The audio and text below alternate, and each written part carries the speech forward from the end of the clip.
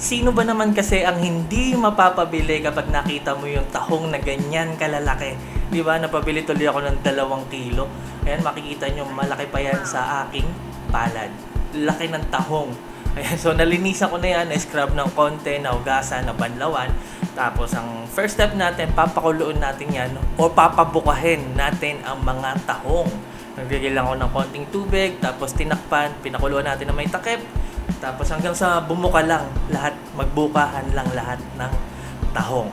Alright, kapag nakabuka na yung mga tahong, pwede na natin yan hanguin, hugasan ulit, tapos ayan, tanggalin lang natin yung isang shell, yung talukap, tapos tanggalin natin yung buhok. Nagupit ko na yung buhok niya, natanggal ko na, nalinisan na natin yan ulit. Alright, set aside lang muna natin, gawa tayo ng cheese topping natin.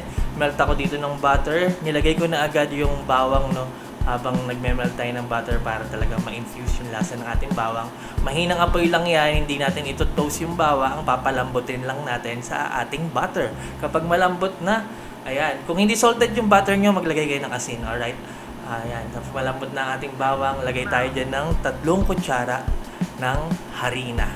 Ayan, gagawa tayo ng ating roux, yan ang magpapalapot. Yung sukat ng butter ko, 1/4 cup. Alright, mix lang natin ng mabuti. Mahinang apoy, hindi natin ipagba-brown yung ating roux kasi hindi tayo gagawa ng gravy, no? Hayaan lang natin na maluto yung harina, tapos pwede na natin ilagay yung ating malamig na gatas. 1 tasa. Haluin natin mabuti hanggang sa mawala yung lumps. Kapag nakita nyong well combined na siya at medyo malapot na yung consistency, pwede na natin ilagay ang ating masarap na keso. Alright, yan. Tunawin lang natin yung ating keso sa ating mixture. Ayan, haluin nyo na mabuti. Pag well combined na, pwede na natin patayin yung apoy.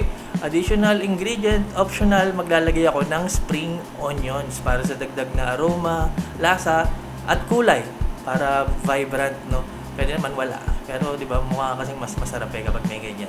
Alright, mix lang natin mabuti. Palamigin ng konti.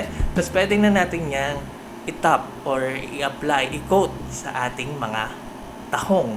Kayo na bahala kung gaano karami. Pinagkasya lang yan, hindi pa nga umabot, no? Basta maging generous kayo hanggat maaari. Kasi masarap yan. Ayan, coat natin ng mabuti.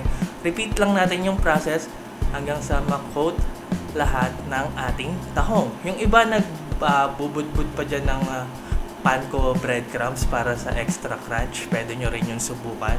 Yung iba naman nagbubudbud pa ng grated cheese, no? Para cheesy.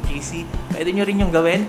Tapos lalagay ko na yan sa oven ng 160 degrees Celsius ng 10 to 15 minutes hanggang sa masatisfy kayo sa itsura ng inyong tahong. Kung wala kayong oven, pwede na yan sa air fryer. By batch na lang. Ubra din yan. Ganon din naman yun.